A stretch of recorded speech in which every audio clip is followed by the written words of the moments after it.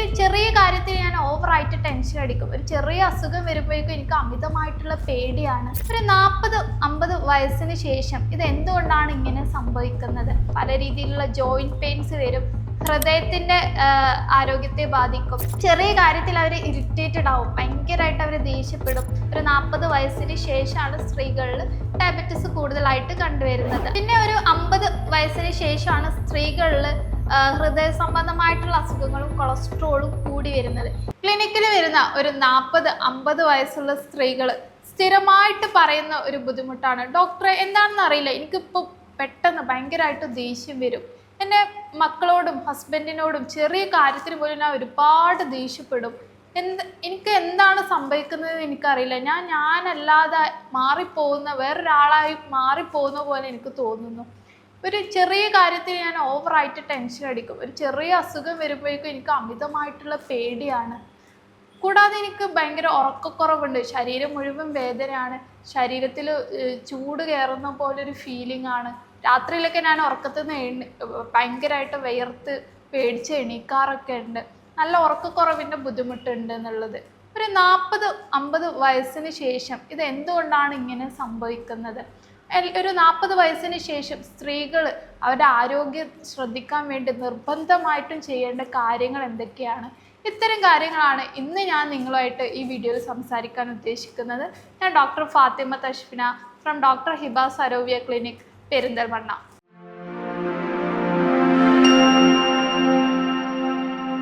സ്ത്രീകളിൽ ഒരു 40-50 വയസ്സിന് ശേഷം ഇത്തരം ബുദ്ധിമുട്ടുകൾ കാണുന്നത് അത് അവരുടെ പെരിമെനോപോസ് അല്ലെങ്കിൽ മെനോപോസ്, ആർത്തവ വിരാമം സംഭവിക്കുന്നത് കൊണ്ടാണ്.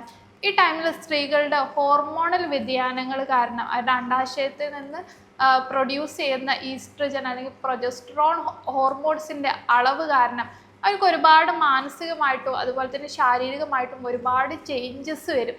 ആ ചേഞ്ചസിനോട് പെട്ടെന്ന് അവർക്ക് പൊരുത്തപ്പെടാനുള്ള ഒരു ബുദ്ധിമുട്ട് കാരണം അല്ലെങ്കിൽ ആ ഒരു ചേഞ്ചസ് കാരണം അവരുടെ ശരീരത്തിലുണ്ടാകുന്ന മാറ്റങ്ങൾ കാരണമാണ് പലപ്പോഴും അവർക്ക് ഈ മാനസികമായിട്ടും ശാരീരികമായിട്ടുള്ള ബുദ്ധിമുട്ടുകൾ കണ്ടുവരുന്നത്. ആർത്തവ വിരാമ സമയത്ത് സ്ത്രീകളിൽ ഉണ്ടാവുന്ന മാനസികമായിട്ടും ശാരീരികമായിട്ടുള്ള ചേഞ്ചസ് എന്തൊക്കെയാണ്?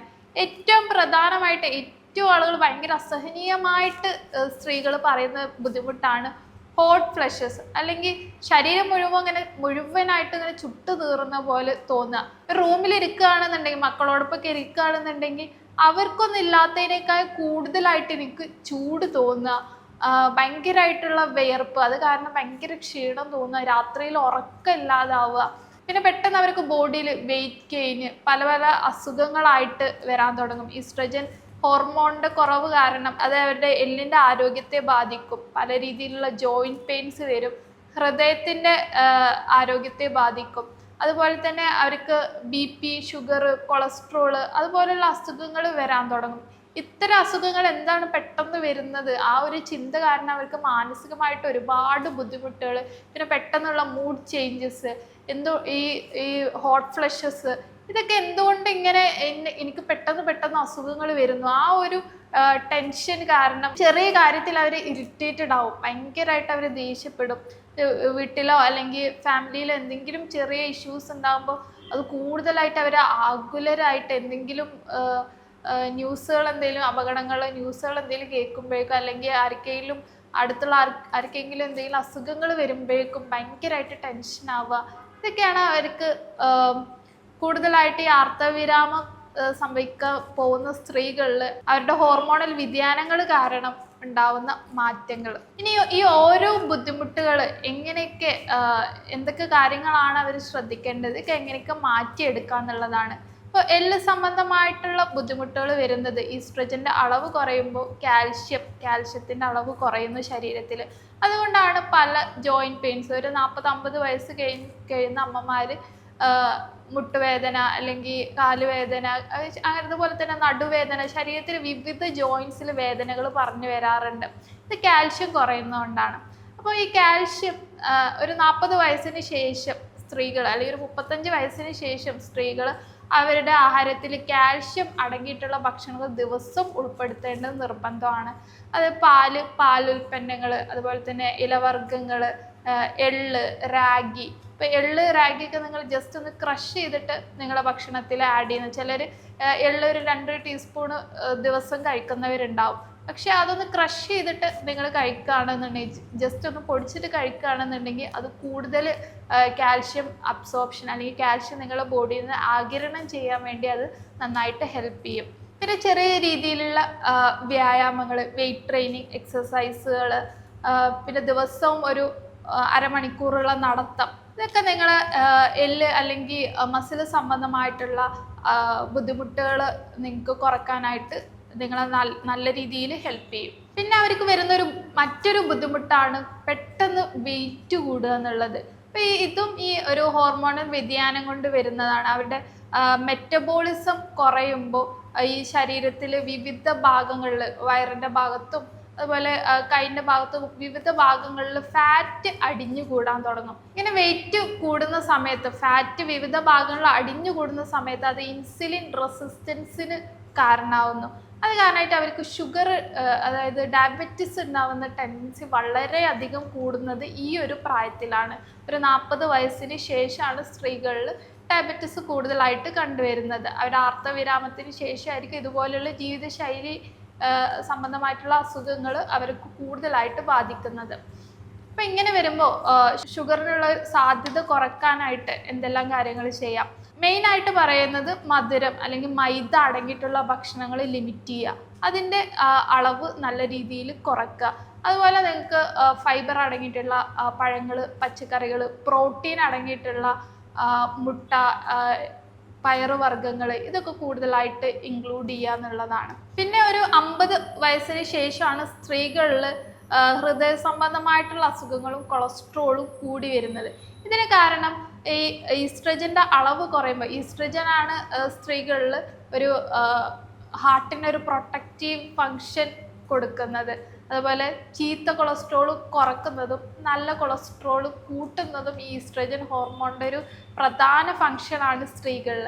ഇപ്പോൾ ഒരു 50 വയസ്സിന് ശേഷം ആർത്തവിരാമം സംഭവിച്ച സ്ത്രീകൾ ഈ ഈസ്ട്രജൻ, പ്രൊജസ്ട്രോൺ ഹോർമോൺസ് ഗണ്യമായിട്ട് കുറയുന്ന സമയത്ത് ഈ ചീത്ത കൊളസ്ട്രോൾ ശരീരത്തിൽ കൂടാൻ തുടങ്ങും. നല്ല കൊളസ്ട്രോളിൻ്റെ അളവ് കുറയും. അതുപോലെ തന്നെ കൃത്യമായിട്ടുള്ള വ്യായാമം കാര്യങ്ങൾ ചെയ്യാതിരിക്കുന്ന സമയത്ത് അവർക്ക് കൊളസ്ട്രോൾ കൂടാനും അതുപോലെ തന്നെ ഹൃദയ സംബന്ധമായിട്ടുള്ള അസുഖങ്ങൾ കൂടാനും ഉള്ള ചാൻസ് വളരെയധികം കൂടുന്ന ഒരു സമയമാണ് ഈ മെനോപോസൽ പീരീഡ് എന്ന് പറയുന്നത്. അപ്പോൾ ആ സമയത്ത് നിങ്ങൾ കൃത്യമായിട്ടുള്ള എക്സസൈസുകൾ കാര്യങ്ങൾ ചെയ്യുക. അതോടൊപ്പം തന്നെ ബദാം അല്ലെങ്കിൽ വാൾനട്ട് പോലെയുള്ള ഹാർട്ടിൻ്റെ ആരോഗ്യത്തിന് നല്ല രീതിയിൽ ഗുണം ചെയ്യുന്ന നട്ട്സ് നിങ്ങൾക്ക് കൂടുതലായിട്ട് ഇൻക്ലൂഡ് ചെയ്യുക. അതുപോലെ ബട്ടർ ഫ്രൂട്ട്, ഇതൊക്കെ നിങ്ങളുടെ ഭക്ഷണത്തിൽ ഇൻക്ലൂഡ് ചെയ്യുകയാണെന്നുണ്ടെങ്കിൽ ഇതിനുള്ള റിസ്ക് നമുക്ക് വളരെയധികം കുറയ്ക്കാനായിട്ട് സാധിക്കും. പിന്നെ വളരെ അസഹനീയമായിട്ട് പറയുന്ന ബുദ്ധിമുട്ടാണ് ഹോട്ട് ഫ്ലഷസ്. ചില കേസിൽ ചെറിയ രീതിയിൽ ഉണ്ടാവാറുള്ളൂ, പക്ഷെ ചിലർക്ക് ദിവസം 10-20 പ്രാവശ്യം ഇതുപോലെയുള്ള ബുദ്ധിമുട്ടുകൾ വരുമ്പോൾ അവർ ഭയങ്കര ടയേർഡായി പോകും. അവരെ ഉറക്കത്തിൽ പോലും ഈ ഒരു ബുദ്ധിമുട്ട് കാരണം, ഉറക്കക്കുറവ് കാരണം അവർക്ക് ഭയങ്കരമായിട്ട് അമിതമായിട്ടുള്ള ക്ഷീണം തോന്നുന്നത്, ഇതെല്ലാം ഈ ഈസ്ട്രജൻ്റെ അളവ് കുറയുന്നതുകൊണ്ടാണ്. അതോടൊപ്പം ചിലർക്ക് ഈ യോനി ഭാഗത്തുള്ള ഡ്രൈനസ് കാരണം റെക്കറൻ്റായിട്ട് വളരെ സ്ഥിരമായിട്ട് യൂറിനറി ഇൻഫെക്ഷൻസ് വരുന്ന സ്ത്രീകളുണ്ട്. അവർക്ക് എന്തെല്ലാം കാര്യങ്ങൾ ചെയ്യാം? ഒരു 40 വയസ്സിന് ശേഷം ഈസ്ട്രജൻ്റെ അളവ് കുറയുന്നതുകൊണ്ടാണ് ഇത്തരം ബുദ്ധിമുട്ടുകൾ ഉണ്ടാകുന്നത്. അപ്പോൾ നമുക്ക് ഫൈറ്റോ ഈസ്ട്രജൻ അടങ്ങിയിട്ടുള്ള ഭക്ഷണങ്ങൾ കൂടുതലായിട്ട് ഉൾപ്പെടുത്താവുന്നതാണ്.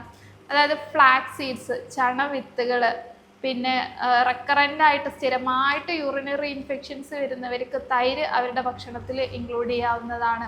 പിന്നെ സോയാബീന്, പയറ് വർഗ്ഗങ്ങളായിട്ടുള്ള ഭക്ഷണങ്ങൾ കൂടുതലായിട്ട് ഇൻക്ലൂഡ് ചെയ്ത് ഇതിലെല്ലാം ഫൈറ്റോ ഈസ്ട്രജൻ നല്ല രീതിയിൽ അടങ്ങിയിട്ടുണ്ട്. ഇത് നിങ്ങളുടെ ഈസ്ട്രജൻ്റെ ഒരു അളവ് നല്ല രീതിയിൽ മെയിൻറ്റെയിൻ ചെയ്യാൻ വേണ്ടി ഹെൽപ്പ് ചെയ്യുന്നുണ്ട്. കൂടാതെ ഹോട്ട് ഫ്ലഷ് നല്ല രീതിയിൽ ബുദ്ധിമുട്ട് ഉള്ളവർക്ക് കൂടുതലായിട്ട് സ്പൈസി ആയിട്ടുള്ള ഫുഡുകൾ, അതുപോലെ തന്നെ ചായ, കാപ്പി, ഇത് ലിമിറ്റ് ചെയ്യുന്നതുകൊണ്ട് അവരുടെ ഹോട്ട് ഫ്ലഷസ് കുറക്കാനായിട്ട് ഇത് സഹായിക്കുന്നുണ്ട്.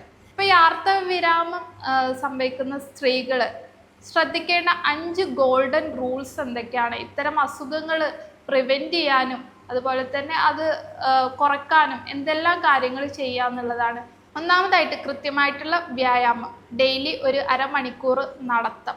രണ്ടാമതായിട്ട് നിങ്ങൾ ഫുഡിൽ കാൽഷ്യം, പ്രോട്ടീൻ, വൈറ്റമിൻ ഡി അടങ്ങിയിട്ടുള്ള ഭക്ഷണങ്ങൾ ഇൻക്ലൂഡ് ചെയ്യുക. മൂന്നാമതായിട്ട് കൃത്യമായിട്ടുള്ളൊരു വെയിറ്റ് മെയിൻറ്റെയിൻ ചെയ്യുക. നാലാമത് നിങ്ങൾ റെഗുലറായിട്ട് വർഷത്തിൽ ഒരിക്കലെങ്കിലും ഹെൽത്ത് ചെക്കപ്സ് ചെയ്യാം. നിങ്ങൾക്ക് BP, കൊളസ്ട്രോൾ, ഷുഗർ, അതുപോലെ തൈറോയിഡിനുള്ള ചാൻസ് ആർത്തവവിരാമത്തിന് ശേഷം വളരെയധികം ചാൻസ് കൂടുതലുള്ള സമയമാണ്. അപ്പോൾ വർഷത്തിൽ ഒരിക്കലും ഒരു ഹെൽത്ത് ചെക്കപ്പ് ചെയ്ത്, പ്രത്യേകിച്ച് ഫാമിലി ഹിസ്റ്ററി ഉള്ളവർ ഹെൽത്ത് ചെക്കപ്പ് ചെയ്ത് ഇത്തരം കാര്യങ്ങൾ ഉണ്ടെന്നുണ്ടെങ്കിൽ തുടക്കത്തിൽ തന്നെ ചികിത്സ എടുക്കാവുന്നതാണ്. അഞ്ചാമതായിട്ട് നിങ്ങൾ ഉറക്കത്തിനും അതുപോലെ തന്നെ മാനസിക ആരോഗ്യത്തിനും നിങ്ങൾ കൂടുതലായിട്ട് ഇമ്പോർട്ടൻസ് കൊടുക്കുക. അപ്പം ഇത്തരം കാര്യങ്ങൾ ശ്രദ്ധിച്ചാൽ ഈ ആർത്തവ വിരാമം അല്ലെങ്കിൽ മെനോപോസ് പീരീഡിലുള്ള സ്ത്രീകളുടെ ബുദ്ധിമുട്ട് ഒരു പരിധി വരെ നമുക്ക് മെച്ചപ്പെടുത്തി എടുക്കാവുന്നതാണ്. ഇതുവരെ ഞാൻ പറഞ്ഞതിൽ എന്തെങ്കിലും സംശയങ്ങൾ ഉണ്ടെങ്കിലോ അല്ലെങ്കിൽ നിങ്ങൾക്ക് മെനോപോസ് റിലേറ്റഡ് ആയിട്ടോ അല്ലെങ്കിൽ മറ്റ് ഗൈനക്കോളജിക്കൽ ഇഷ്യൂസ് കാരണം നിങ്ങൾ ബുദ്ധിമുട്ടുന്നുണ്ടെങ്കിൽ തീർച്ചയായും എൻ്റെ കൺസൾട്ടേഷൻ എടുക്കാവുന്നതാണ്. ഞാൻ doctor Fathima Tashfina from doctor Hiba Sarovia clinic, Perinthalmanna.